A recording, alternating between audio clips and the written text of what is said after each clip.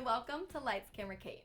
I'm finally, maybe, sort of recovered from Coachella weekend, but with even more festivals coming up, festival season is far from over. When it comes to all the different music festivals in America, things can get pretty confusing. I mean, half of the lineups stay the same, but the vibes and locations of each one differ. So if you're not sure whether to travel to a new spot to drink and listen to music, or to stay super close to home, let me help you out. Here's a roundup of the best American music festivals based on region. Since I'm convinced the West Coast is the best coast, that's where we'll start. Number 1, Coachella. My favorite weekend of the year has already passed, but of course Coachella deserves a top spot on this list. The 3-day festival in Palm Springs, California offers great music, non-stop food options, the trendiest of fashionistas, some sick art installations, and other random activities like silent disco and a Ferris wheel. The fest is truly magical, with the main downfalls being dust storms and panic-inducing crowds. Still, it's one of my favorites, and the thousands of celebrities and out-of-town guests seem to agree. Number 2, Stagecoach. I frankly couldn't care less about this one because country music bores me to death. But Stagecoach took over the Coachella Polo Fields last weekend, and people were busy drinking warm Coors Lights in their cowboy boots while drunkenly screaming along to oldie Shania Twain songs. Stagecoach might be the most unique music festival, as country music is the only genre you'll find there, unlike most other fests that range in their lineups. 3 days, camping, and beer. Pretty much sums up Stagecoach. Number 3, Outside Lands. Continuing with the California list, Outside Lands takes over Golden Gate Park in San Francisco for 3 days in early August. Attending Outside Lands means listening to an underwhelming lineup while freezing your ass off in the chilly SF weather. The best part of the festival is the food. Number 4, Treasure Island. Also held up in the Bay Area is the Treasure Island Music Festival, an annual 2-day festival that takes over Treasure Island in October. Number 5, Bottle Rock. Bottle Rock is more of a relaxing wine tasting than a music festival. So if you want to take a trip to Napa, planning it during this 3-day festival in May isn't a bad idea. The music is chill and the atmosphere matches. Number 6, Hard Summer. Los Angeles, of course, isn't left out of the list of California cities that host music festivals. Hard Summer brings the rave culture to downtown LA for 2 days, with artists ranging from Snoop Dogg to Justice. Overall, the number of acts are far fewer than other California music festivals, but the intensity is the same, if not more. Number 7, Life is Beautiful. As if Vegas wasn't already crowded enough, the Life is Beautiful Festival, which takes place in September, continues to grow, with 120,000 attendees last year. This fest promises more of the music, with cooking demonstrations and guest speakers. Looks like I'm taking a trip to Sin City soon.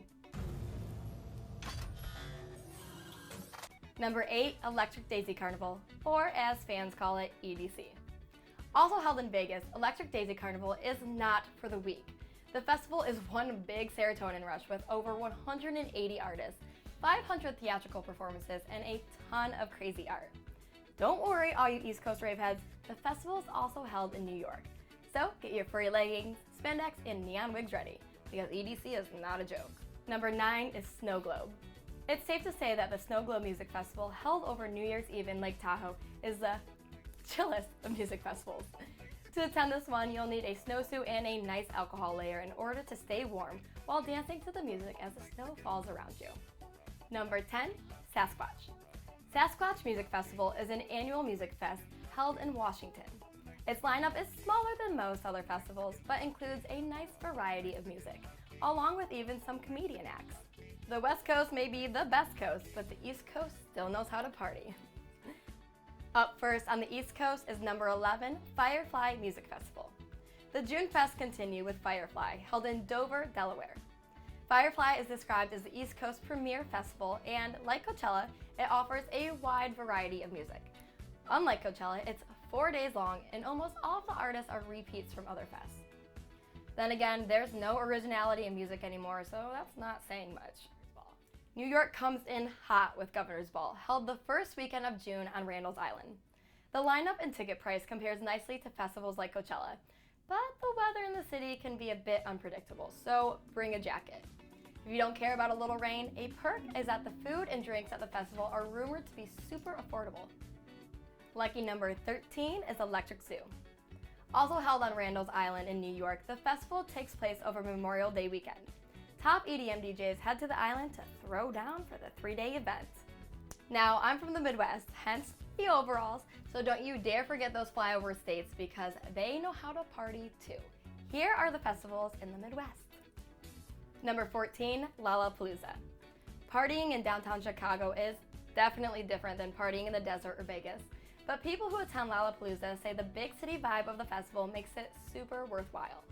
Number 15, and this one is from my home state, is Electric Forest Festival.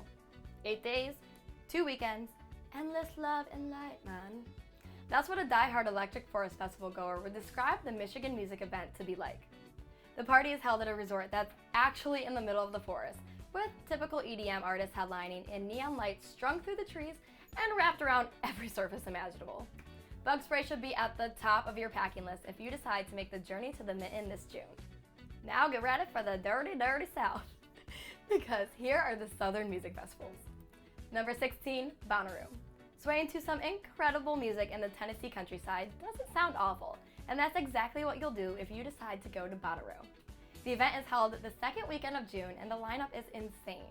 Flume, Lorde, The Weeknd, Chance the Rapper, the list goes on. Extend your weekend and check out Nashville while you're there too.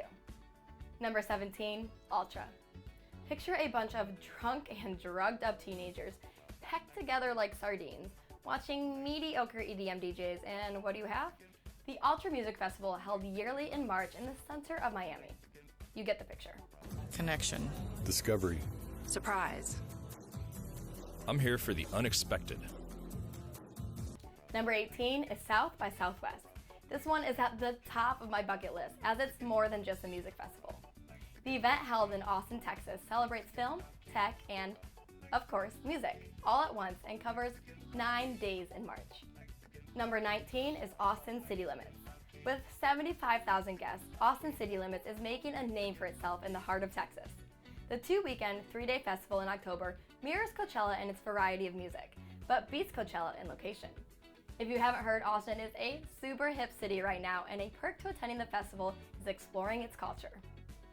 Rounding up this list at number 20 is Jazz Fest.